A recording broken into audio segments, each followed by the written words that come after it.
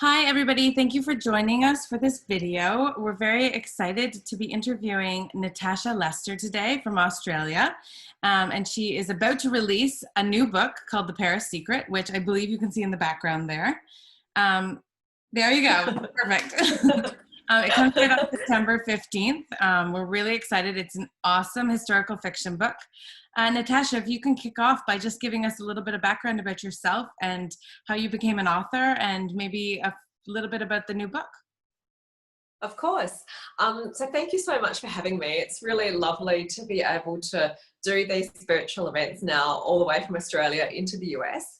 So I actually came a bit later to writing. I began my working life in marketing. I worked for companies like L'Oreal Paris in their marketing department, managing the Maybelline brand of cosmetics and things like that, which was super fun when I was in my 20s because I had more lipstick than anyone could ever wear in an entire lifetime.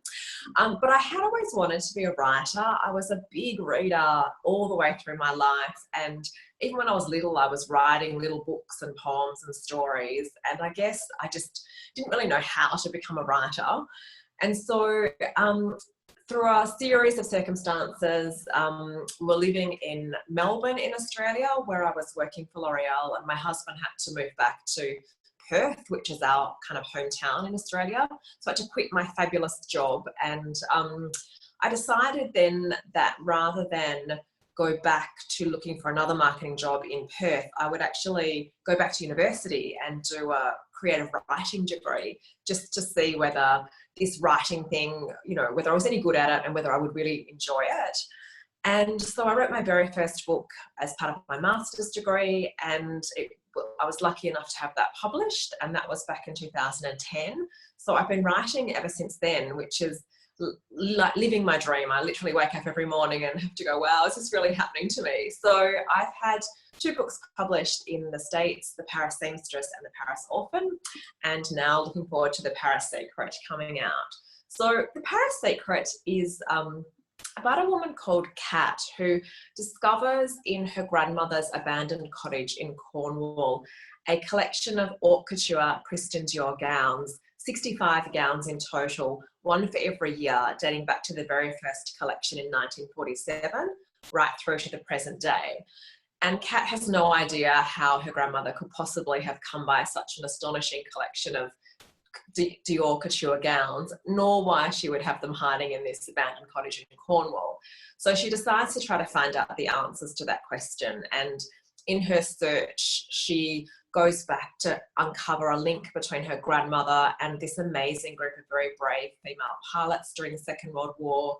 She finds a connection between her grandmother and Christian Dior, and also Christian's sister Catherine Dior, who was quite an amazing heroine also.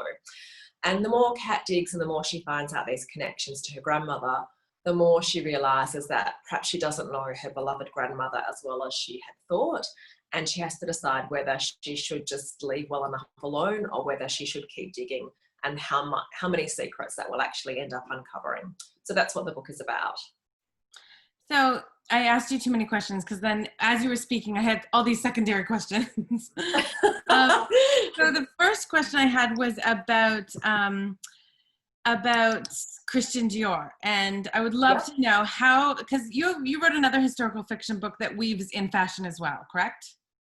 Yes, that's right. I wrote The Paris Seamstress, which has also got a really strong fashion storyline. So are you just a lover of fashion, or where does this come from? No, I am. I mean, I've never had any professional fashion history training, so I guess you would say I'm an amateur fashion historian. But I lived in London for a couple of years back in the 90s, and I think that was where my passion for fashion kind of really evolved. I went every weekend. I had access to these amazing museums like the V&A, whose fashion collection is second to none. And I would just go there and wander around looking at these gorgeous gowns. And at that time, there were lots of amazing vintage clothing stores in London as well. And so I would go and haunt the racks there, searching through and seeing these amazing pieces from the 20s, 30s, 40s and 50s. And so I started to buy fashion history books and to read those. And it's just something I've loved. And so when I started writing historical fiction, I began to kind of dress my characters in specific clothes from the era. I wouldn't just make up a dress. There would be a piece that was actually based on. And then out of that, I thought, well, what if I actually wrote books that focused on fashion and fashion history, because it's something I absolutely love. And so I've been lucky enough to be able to, in the Paris Seamstress, write about the birth of the ready-to-wear fashion industry in New York in the 1940s. And then in this one, The Paris Secret, to be able to indulge my immense passion for Dior fashion, which is just, I love his gowns. They're amazing. So it was lovely to be able to investigate 65 of those pieces to pick the perfect ones to go in this kind of mystery wardrobe that Kat finds in this book. So let me know, is this like a genre that is very popular? Because I've read a lot of historical fiction, but I'm not actually sure that I remember anything about the fashion industry. So is there a lot of authors that sort of visit this? Look, there's not that much. I remember when I first spoke to my editor about the idea for the Paris Seamstress, and I was worried because I guess you tend to seek out books that cover topics that you like. So I'd read a few historical novels that had kind of a fashion theme, and I said to her, "Oh, are there just too many books in that area?" And she said, no, there aren't at all. You absolutely have to write that. And then she also said to me, "Oh, and by the way, readers love Paris. So that would be amazing." And I didn't know at that point in time that people were so fascinated with Paris. I mean, I always had been, and with fashion. And so it was really just like, there are some amazing books about fashion, like Jeannie Macken's The Last Collection and C.W. Gautner's Chanel. So there are books out there if you go looking for them, but it's not, I guess, a genre as wide as, say, just World War II fiction, for instance. Fair enough. I have to say, if anybody reads The Paris Secret, that they will well and truly be looking for other books in this genre, because it is really fascinating. And that, I really loved that tone to it as well. Yeah, it's a lot of fun to imagine yourself when you're reading, wearing those gowns. And I just think it adds another element to it that's, a real escapism, which at this time, let's face it, is something we all need. Absolutely. Can you talk to us a little bit about the Christian Dior's Venus dress? Of course. So the Venus dress is one of the most amazing gowns.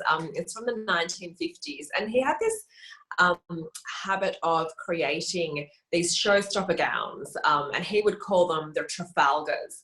And so, because he would have, most of his showings would last for about 2 hours. So you had hundreds of press crammed into this tiny salon, all literally sitting shoulder to shoulder for 2 hours. And so it would be a spectacle, but over the course of the 2 hours, people's attentions would wane and wax. And so he would insert these dresses that he called the Trafalgars, because they were the ones that were supposed to suddenly make anyone who was getting a bit sleepy kind of wake up and pay attention.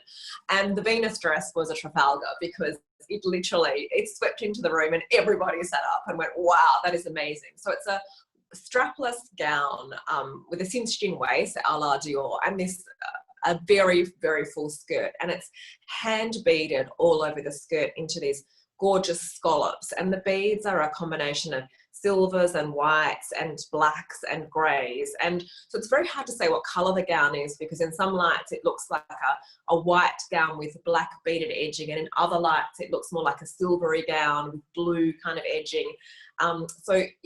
Please Google Dior Venus dress, because the internet is awash with pictures of it, and it's just one of those gowns that you can't, it's almost undescribable because it's just so beautiful. I first saw it at the Met in 2016, I think it was, an exhibition there, and I just snapped this photo not knowing that. Fast forward a couple of years' time, and I would be weaving that into a book.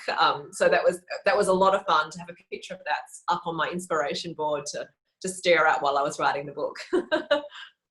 Yeah, I was going to suggest as well that you Google it, because I Googled it. Yes. Like blown away completely. Yeah. Funny enough, your story reminds me, when I was much, much younger, I lived in France for a little while, and I actually got to go with Radio Canada to some really big, it was Fashion Week, and I got to go and help them out at some of the big fashion shows, which was such an incredible experience. But you're talking about like everybody cramming into this tiny spot, and I completely know what you're talking about. Yes. All right. So Let's talk about the cover of the book, because you have 3 different covers, one for each market. Can you talk about that a little bit? Yes, I do. So I haven't got the Australian cover right behind me to hand. I think it's down my bookshelves a bit. But one thing I've discovered from being published sort of all around the world now is that every market has its own aesthetic, and it's really interesting to look at the different styles, I guess, of the covers. So in Australia, we tend to show women's faces, whereas I've realised that in the US, the woman from the back, which I have on The Paris Secret, and I've had on my previous books as well, the woman from the back is a very popular kind of look. So, I mean, I love all of my covers and I think they're all beautiful. It's probably the hardest part of the whole process in some ways, because getting the right look of the woman on the cover is really tricky.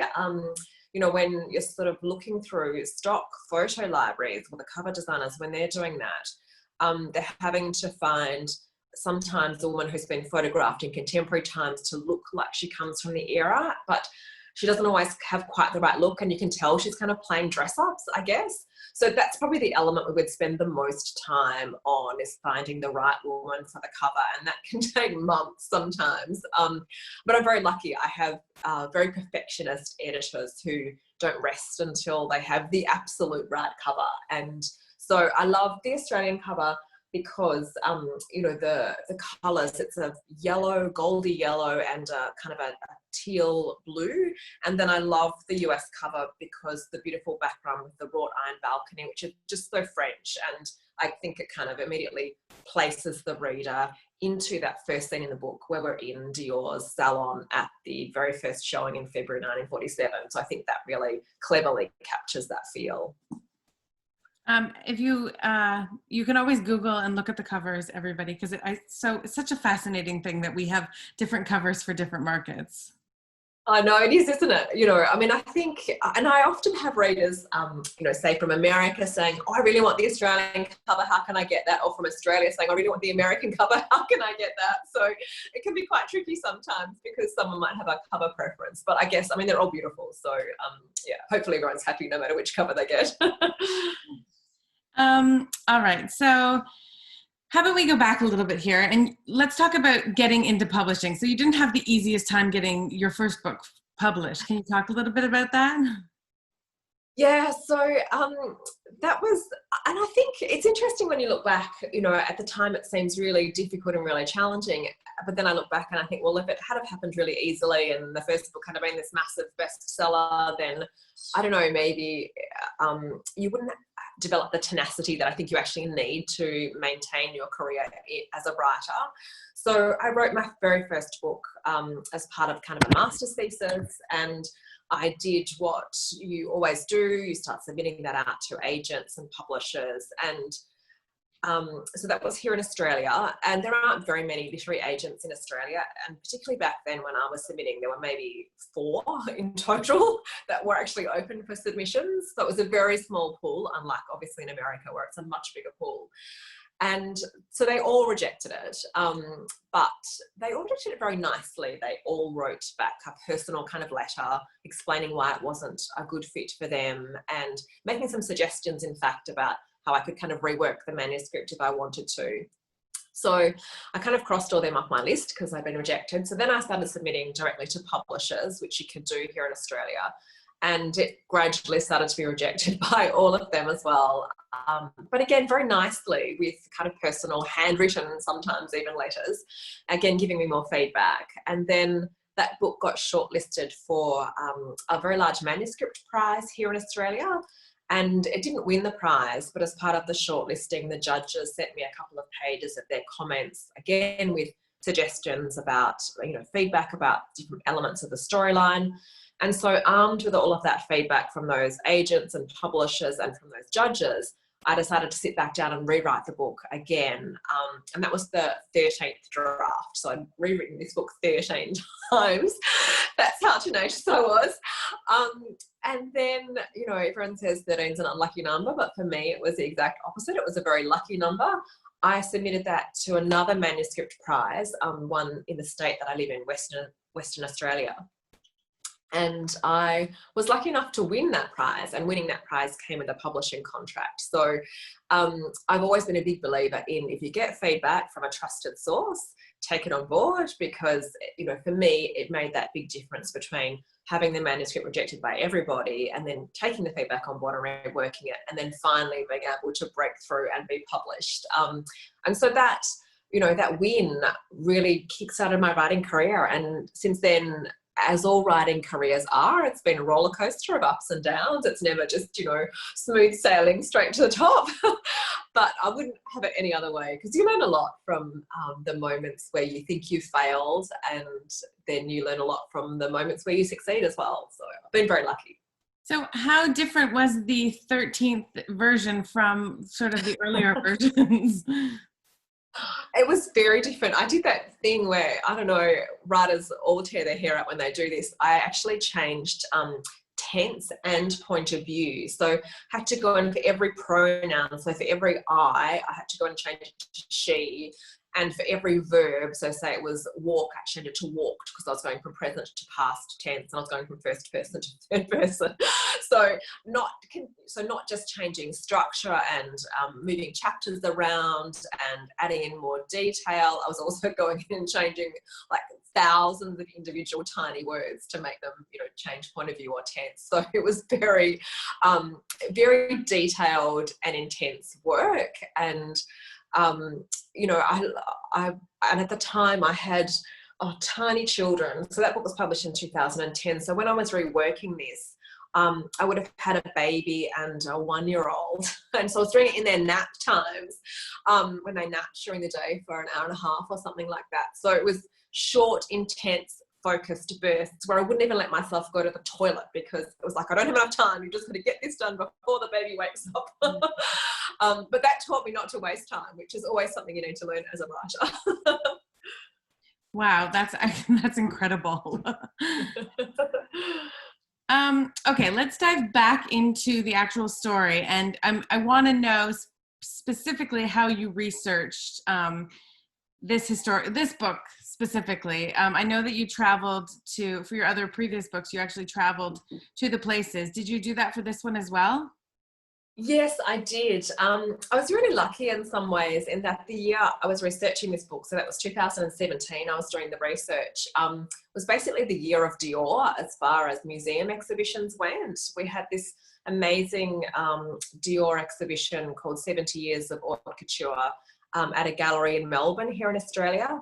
So I went over there first, and just to, because it's one thing to look at the dresses on the internet, but it's another thing to see the dress in person. And you just, you know, colour is so different when you see a photograph versus when you see the actual dress, and texture, and you pick up on the subtleties of the beading and all of those kinds of things. So I saw lots of amazing gowns there, and that was where I found out that the very first place that showed Dior's gowns outside Paris was actually Sydney here in Australia. And that was in 1947 as well, in June. And I didn't know that. And I thought, wow, that's quite amazing that, you know, us here in Australia were the first people to show Dior outside Paris. And so I wove those very first fashion parades here in Australia at a department store called David Jones into the book as well, because I just loved that little piece of history. And Australia was a massive market for Dior in the end, because he committed to the country so early. So I went there and did that, and then I went across to Paris, and they also had a beautiful Dior exhibition there called Couturier du Rêve, which I think travelled to London as well afterwards. And that was quite amazing again to see lots more glorious gowns. But also there I found, I was wanting to do a lot more research into Catherine Dior, Christian's sister, and she was quite a hard subject to research because there's not much known about Catherine. But there in this exhibition, I found this handwritten letter in a little display case from Christian, because Catherine was a resistance fighter during the war. She worked with the French resistance, and she was captured by the Nazis and deported to Ravensbrück concentration camp, and suffered dreadfully at the hands of the Nazis at the camp. And she was one of the very lucky few to actually survive that experience. And she was released towards the end of the war in April 1945. And this letter was written from Christian to his father, explaining that he just found out, because he'd been searching for Catherine for months, not knowing where she was. He just found out that she had been imprisoned and that she was on her way back to Paris, and he'd arranged to meet her near the French border, her and 2 friends, and to bring her back to Paris.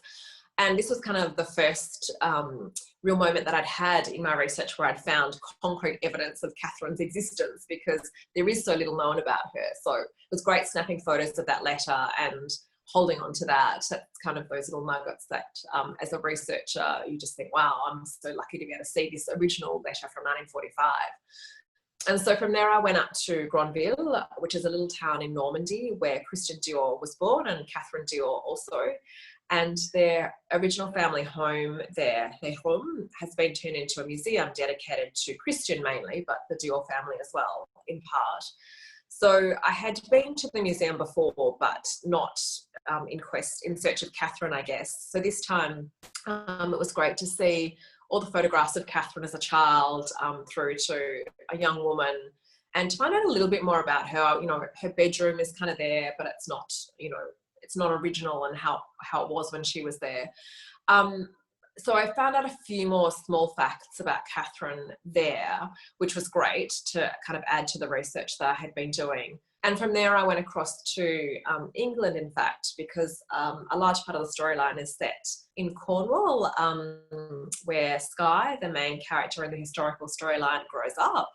And then she becomes a pilot. And so I was researching the Air Transport Auxiliary, which was a group of female pilots who flew RAF planes around England during the Second World War. So I knew nothing about flying and, you know, piloting a plane before I began writing the book. So it was great to be able to go to the museums and see the actual aeroplanes and sit inside them and see how that would feel, which for me, that's how I learned. You know, if I was to read a technical explanation of how to fly an old Spitfire, it would go in one ear and out the other. But if I can sit in a Spitfire and get a feel for it and, you know, read some facts about it, then I can imagine my character doing the same thing, and then I can write about it, and then I can bring it to life. So yeah, I went basically to tons of places, gathered lots of stuff, experienced lots of things, and then kind of threw it all into the Paris Secret. It sounds like an epic adventure. Yes, it is. Your I mean, I epic love adventure, not the book. yeah, that's right. I mean, I love traveling for research, and, you know, I think it really helps to bring the facts to life. So it's obviously a bit sad this year when I won't be able to do that.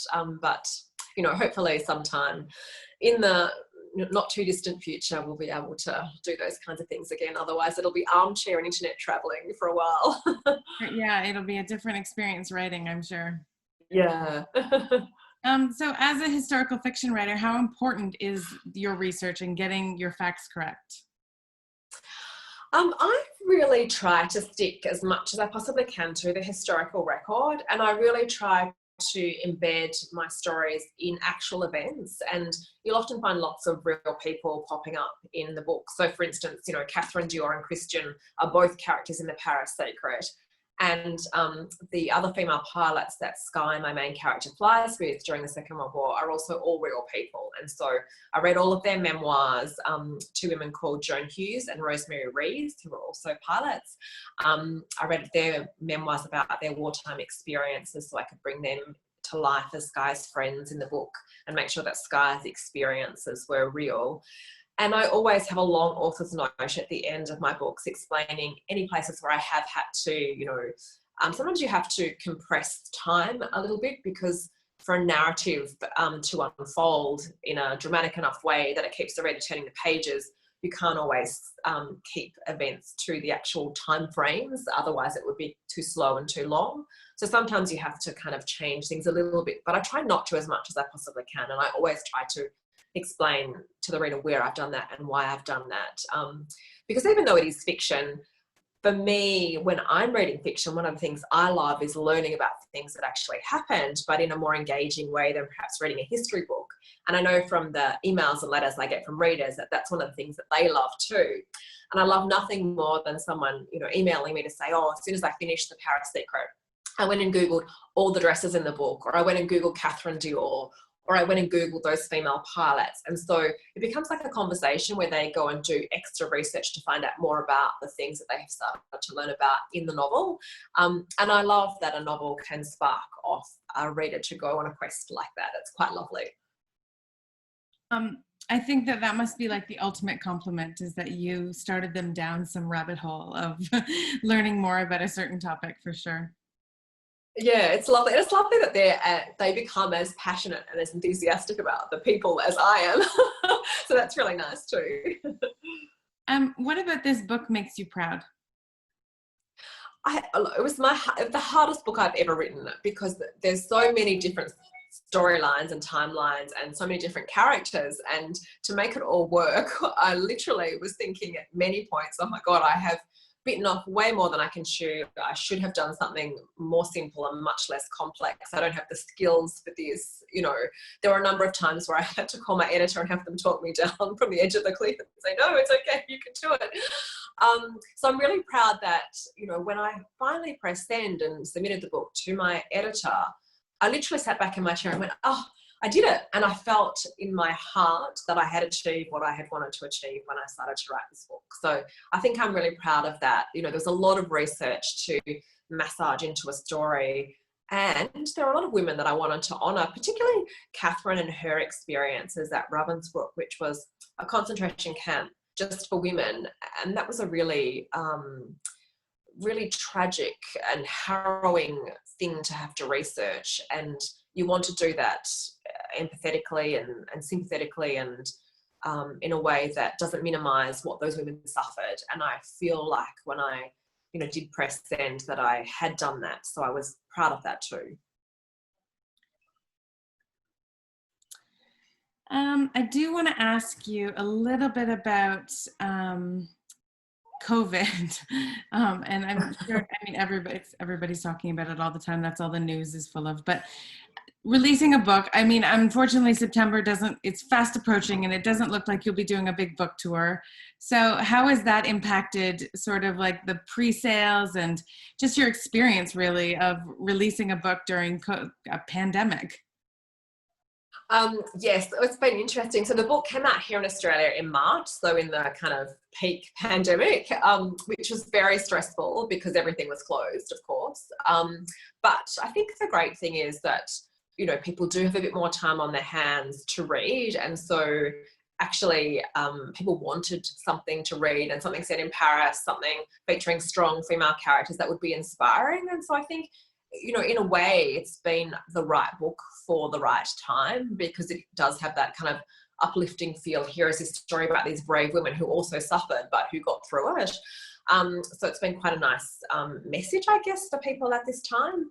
I mean, having said that, you know, I would love nothing more than for everyone in the world not to be going through this right now, because it's so tragic, and just, you know, it seems to be never ending, and I can't see that it's going to be ending anytime soon, anywhere. So it's hard to kind of watch that, and it's hard to concentrate on writing sometimes when you've got one eye on the news going, oh God, how can things be getting so much worse? But I think, you know, one of the positives, I guess, that's come out of this time has been the shift to virtual events. And so ordinarily for someone in Australia to be able to do events in America, it's pretty tricky because it's such a long way away, and you've got to kind of fly over there, and sometimes that's not always possible. So being able to just literally dial up Zoom and chat to someone like you, and you know, be able to access readers that way is actually really quite lovely. So I mean, I love talking about the book, and I love doing the events, so to have that opportunity is quite fabulous. So I'm going to make the most of that. But yes, I think, you know, one great thing is that people do seem to be reading a little bit more in the hopes of escaping from the realities of the world for a while. So that's a great thing, and I'm really, really happy that people are choosing to escape into the world of fiction for a bit. Yeah, for sure. I think that all of a sudden everybody's realized how easy it is to be virtual, and a lot of companies yes. are doing that. Yeah, for sure. It's nice that there's an alternative, because given if we had yes. this many years ago, we would have been in a different boat. So exactly. Sorry to cut you off. Just as a last question, if you can let our viewers know what authors and genres inspire you the most. Well, obviously writing historical fiction, I do love historical fiction. I've got plenty of that on the bookshelves behind me. So I love authors like Kate Morton and Kate Quinn are amazing. You know, Kate Quinn's The Alice Network and The Huntress are two books I've loved. And also, I've recently read Erica Roebuck, who's another historical fiction author. She's got a book coming out next year called The Invisible Woman, about a female secret agent during the Second World War called Virginia Hall, who was an American woman who was quite extraordinary. And I've often come across her in my research and have always thought, I wish someone would write about this woman. And Erica has written this remarkable book about her. So that one's coming out next year, so everyone should keep an eye out for that one. But I do also love memoirs. So I listen to those on audio often, particularly when they're narrated by the person whose memoir it actually is. So like Michelle Obama's Becoming, I just adored listening to her narrate that. It was like, you know, being her best friend for 10 hours or whatever. So I read a lot of different things, and then sometimes I just love a good rom-com. Like there's nothing better than just kicking back and just reading a funny, laugh out loud book of romance where you know everything is going to work out happily in the end. So I've just read Emily Henry's Beach Read, which I loved for that. So yeah, diverse mix of books, but all kinds of things that I love to read. That book seems to be everywhere, Beach Read. I haven't read it myself, but you recommend it? Yeah, it's really good fun. I really loved it. And, you know, sometimes with a rom-com, there can be, you know, too much romance and not enough comedy, or the other way around. But this is just like the perfect mix of all of those elements. Awesome. Okay. All right. Well, thank you so much for being with us today and for answering all my questions. So your book, The Paris Secret, is coming out in September 15th. Sorry, in North America, really, not in Australia. They already have it. Yeah. Are you working on anything else that we should keep our eye out for in the coming year, maybe? Yes, I am. I have a book called The Riviera House coming out in September next year, which again will take us all back to France, to the French Riviera, of course, to a beautiful town called Saint-Jean-Cap-Ferrat, where this amazing house perched on a cliff on the Cap, where a lot of the storyline unfolds. And so that was just incredibly terrible to have to research and to have to go there and lie around on the French Riviera for a couple of weeks. But it also takes place in Paris too, during the Second World War. So yeah, that's coming out September next year. And that was also extremely challenging to write. That one, I think, almost killed me, but I got there in the end. And is there any fashion in that one, or? Yes, there is. So the main character that's another dual narrative. And so the main character in the contemporary storyline runs her own vintage fashion sort of online store. So she's always foraging for vintage fashion. So we see lots of gorgeous pieces there.